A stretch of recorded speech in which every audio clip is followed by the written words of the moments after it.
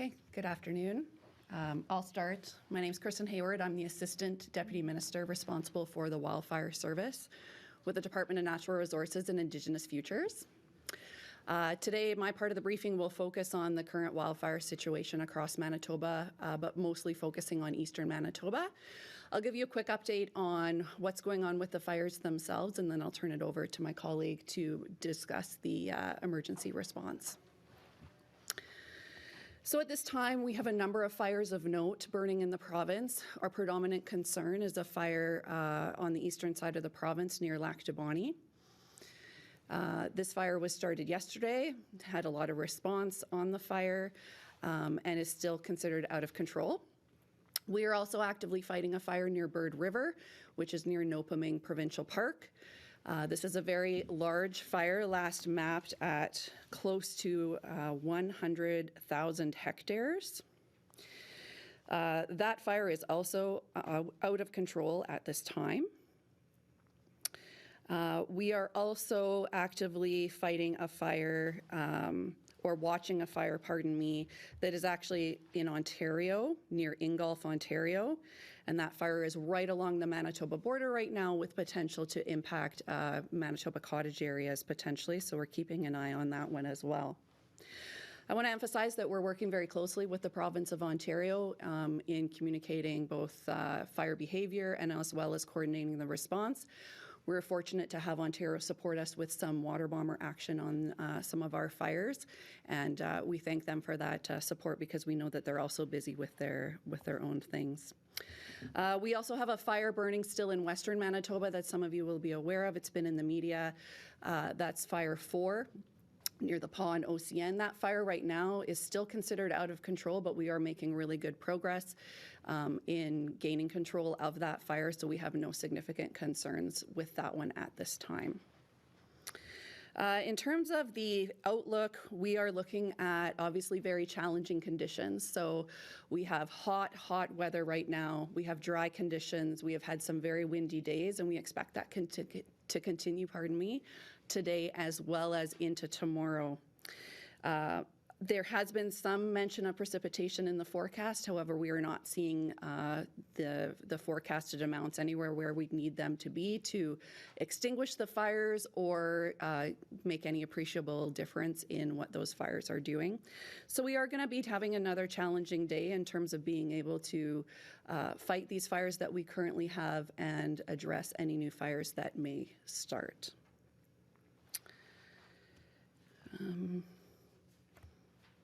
I think that's all I have for now. I'll turn it over to you, Christine. Okay, thank you, Kristin. My name is Christine Stevens. I'm the Assistant Deputy Minister for the Manitoba Emergency Management Organization. Before I get started with my briefing, I just wanted to flag that we will be holding another briefing in person here tomorrow at the same time for an update. So what I can tell you now is that at this time, there are 24 active fires in Manitoba. 6 of those fires are of note and are requiring significant and prompt response. A number of communities in Manitoba have issued mandatory evacuation notices. Currently, 5 provincial parks, 3 local authorities, 3 Northern Affairs communities, and 24 cottage subdivisions have issued mandatory evacuation orders. 6 states of local emergency have been declared. So as Kristin alluded to, we are actively responding to this wildfire season. This is an extremely dynamic time for us. We are working closely with local authorities and everyone who is participating and part of that response. And the message that we want to send out to Manitobans today is that if you do not need to be in the parks and if you do not need to be in the areas where first responders need to access, we are asking you to stay away. Staff needs space to be able to respond to this event. We are very much in a live response type of situation where we're working to protect people, critical infrastructure, and property. Our message to folks who are currently in the Whiteshell area but not in an area impacted by an evacuation, our message to you is that we want you to stay alert. We want you to monitor for communication from the local authority, and we want you to follow their direction because as I said, this is a dynamic situation. I guess now we'll open it up to questions. Do you have an update on the size of the other fires, Lactobani, Ingolf, and the Polynesian? I have preliminary figures for Lactobani. It was estimated at around 3,000 hectares. The Ingolf fire is estimated at around 20,000 hectares. And unfortunately, I don't have a current size on the fire in Western Manitoba. What about the arm of Piney? I know there's a fire burning there, and the RM said 2 homes had been lost. So you didn't mention that one. So. There is a fire there. There is East 57 is a fire near Badger in the arm of Piney. We've been fighting that one as well for a number of days. We have heavy equipment actively working on that fire. It also is considered out of control at this time. I don't, unfortunately, have current numbers on any structures lost or any other impacts of that fire, though. Why is the Lactobani one the main concern if the Nopalin one is so much bigger? The response is based on a number of factors, values at risk in the area, but also on fire behavior. So what we saw with the fire near Nopalin yesterday was extremely volatile fire behavior, that it isn't even safe to be actioning a fire of that volatility. And so the decision was made to focus on Lactobani, where it was safer for us to respond, and there was obviously a public safety risk that we wanted to address. So are you actioning the Nopalin fire then now, or has it changed, or is that one still just kind of, you're just gonna let that one burn? I don't have a kind of like a real-time live update on what's going on with that fire at this time. We, throughout the day, will be adjusting our response based on fire behavior and anticipated conditions. So how stretched thin is the emergency service right now? We know there are some firefighters from BC that went to the PA, but are we at the point where we might have to call in other boots on the ground? Yeah, same kind of answer to the other question. It's a day-by-day decision. We are always looking to what's available across Canada and other jurisdictions. We do know that there are a number of other challenging wildfire situations happening in Canada right now. Other agencies are also dealing with the same kind of temperatures and fire danger that we are. So we are looking into what options would be available, but our focus remains right now on responding in the moment with what we have on hand. Has there been any injuries? Pardon me? Have there been any injuries? At this time, we don't have confirmed injuries related to this event. We've been hearing some frustrated people in these areas, frustrated with the lack of up-to-date information on the provincial fire maps. Can you guys address that? Yeah, so obviously, again, our focus is on responding in the moment. And so sometimes there is a lag in the information getting entered into a computer and put up onto the website. We do strive to keep that as up-to-date as we can. Rest assured that the folks who are immediately impacted by the situation, so whether they need to be evacuated, whether there's a risk they need to be put on alert, they are being communicated with locally outside of anything going publicly on our fire view map. And the conditions that have created these fires, I was actually just in Lactobani 2 days ago before this started. And it's dry up there. How prevalent are those conditions throughout eastern Manitoba and into northern Manitoba? Widespread across all of eastern Manitoba, central Manitoba into the Interlake, western Manitoba all the way from the southwest corner all the way up north. The north has been getting a little bit of precipitation recently, but it's not much to make that much of an appreciable difference. It's still very dry. So I would say widespread across the entire province at this point. In terms of precipitation, what would Manitoba need in order to make a dent in the situation right now? We would need a good soaking rain, a couple of inches, a couple of days of rain to keep the humidity levels high. So we want to keep those kind of moist conditions happening, lower temperatures. Those would all help our fire situation. Is there any concern about lightning in the days ahead? There has been some lightning in the last 24 hours that went through the province without a lot of rainfall with it. So that is a concern and something that we are watching all the time to make sure that we are on top of anything that might have happened because of a lightning strike. There is some potential for storms in the forecast in the coming days as well. So obviously the lightning would continue to be a risk with any of those that pass through. There's a lot of large fires on the go right now. Is there anything unprecedented or different or unique about this current situation compared with previous situations? It's hard to answer that question now because we're not seeing a typical fire season anymore. Typically, we wouldn't be seeing a lot of this level of activity happening until later on in the summer. We deal with a short kind of grass fire season before things greened up and then have a little bit of a break before the forest fires started. But we are seeing that our seasons are starting a lot earlier. We're out on the landscape fighting forest fires probably a month earlier than historically we would be used to. Why would that be? Is it known?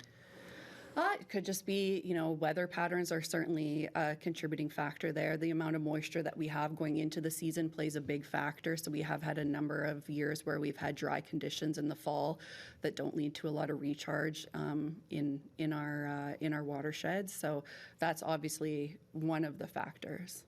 Can you talk about cause? I know the two kind of in the Interlake area there say natural, but every other fire is listed as human. So just what do each one of those mean? So natural causes is lightning is really the main factor there. Human cause could be either intentional or unintentional accidental starts. So things like burning in a burning barrel and some of the garbage flies out of the barrel and starts a grass fire. It could be using an ATV in a very dry area and a spark could ignite dry grasses. It could be people burning in conditions that they shouldn't be. So it could be, burning leaves or grass in your yard when it's hot and windy and that fire has a chance to escape. So there's a lot of ways that it could happen that are not intentional by any means, but certainly are something that people always need to be considering, when they're looking to undertake starting a fire. What potential would this have to escape? What about the heroics that goes into fighting these fires? Like you see these videos of these fires and they're scary and people's houses are burning down. What are the crews doing? Like what lengths do they go to? Like we heard that there was a big ditch that was dug really quickly to create kind of a barrier. Just can you explain what's happening out there? So I can focus from like a wildfire service response. Local fire departments would have different techniques that they would use, but I can't speak to those. From a wildfire perspective, we obviously have a number of different methods of controlling a fire. So you'll see the water bombers and helicopters with bucketing attacking the fire. The ground crews use a number of different types of tools to create fire breaks, to actually dig down into areas where there's fuels burning and like extinguish them by hand. We use heavy equipment to push down any fuels that might be in the path of the fire to create like a fire break or a fire guard. There's lots of different methods that we would use depending on the situation. Was a ditch dug at that Lac du Bonnet fire to protect homes? Or can you tell us if that actually happened? I don't have that information today, no. In terms of the causes of these bigger fires, what caused them? These fires, I believe, are all still under investigation. I don't have specific details on what started these ones at this time. And is it known so far, I know it's like a really rapidly developing situation in some places, but is it known so far the number of evacuees? That's information that we're still working to gather. Folks received evacuation notice and had to evacuate within 2 hours in some areas, so many drove out on their own. So we're continuing to register folks who have evacuated. In fact, we would like to say that if you've evacuated from an area and haven't registered yet, we would appreciate for you to register with the local authority or at the reception centers that have been set up, just so that we have a better sense of evacuee numbers. Is there any idea of potentially the number of structures that have been lost in some of these bigger fires? At this time, our focus really is on the response phase. The area is unsafe we are working to make sure that we are fighting the fire, protecting people, infrastructure, and homes and cottages. So at this point, no, we don't have a sense of that. It'll take some time. Just regarding the fire near Nopalin, what made it so volatile yesterday and potentially into today as well? The conditions were really challenging. So it was the high temperatures, very high winds, and just overall, just the general dry conditions that we were looking at. Is that common? I guess, how common is it for a fire to get to the point where it's not safe to respond at all? Is that something we see frequently? Yeah, we do. We can see it, every year we see a number of fires like that. And so they might even, throughout certain periods of the day, have different varying levels of intensity. And so we might respond and then back off and then respond again later. So it's always changing. At what point would Manitoba get involved in the Ingulf fire? Like, is it and if it crosses the border? So we work really closely whenever we have a fire along a border with the neighboring jurisdiction. And so we will work together if they have resources out on the fire, water bombers or helicopters. We'll, make sure that we're using those resources effectively. If they're already out there, they, don't know necessarily where that provincial line is. It's not like they wouldn't drop on the Manitoba side, and vice versa. So we're just always in constant communication and keeping each other apprised of what's going on. Can you just talk to the scale of how, quickly and how big this is? We were just looking at some maps, and some of our fires here look like the largest ones burning in North America right now. But that's just from what we can see. I can't comment specifically on the current situation really broadly. I can say that Manitoba is one of the most active jurisdictions right now in Canada in terms of the complexity of the fires that we have. There's certainly been fires in other provinces as well, and some that have impacted communities as well. I think you alluded to it a little bit, but it is a long weekend coming up. A lot of people like to go to these parts of the province, so a lot of people are going to be worried about their cottages. In terms of people that have assets in these areas or investments, in terms of, I expect the message is please stay away. At this point, we haven't decided to close the park or provide that kind of direction, but our message is that if you don't need to be there, please stay away for now. First responders need space to respond. We need to be able to get equipment in and out. So if folks don't need to be out there this weekend, our request is that they do stay away for now. That park being Nopalin or just any park? Nopalin Park provincial park is closed. It's evacuated, but when we're thinking about the Whiteshell area, certain sections of the Whiteshell remain open at this time. We're just asking folks, to be mindful of the fact that there's an active operation in close proximity to some of those open areas. Have there been any examples of people getting in the way in areas where they shouldn't have been? Not to my awareness. In that Interlake area, there's lots of little pockets of water. Does the fire jump? Is that common, or does that help having those bodies of water there? Depending on how intense the fire is burning and how much wind is behind it, it certainly can jump. I don't have a specific detail. That'd be something my team would have to answer. But a river, a creek, a small water body is not a barrier necessarily to a fire. And can you give us maybe a sense of, if we're focusing a lot obviously on seasonal and permanent residents in those areas, the commercial operations that have been disrupted? Can you give us a sense of the type of operations that have been disrupted, whether it's lodges or mining, forestry? We can provide that information after. I don't have an update on that right now. Can you speak at all, I guess, to just the impacts on frontline staff who are fighting these fires and helping to coordinate efforts to do that and also support evacuees? Just how many days in a row they've been working, and the long days I can imagine that they've been doing.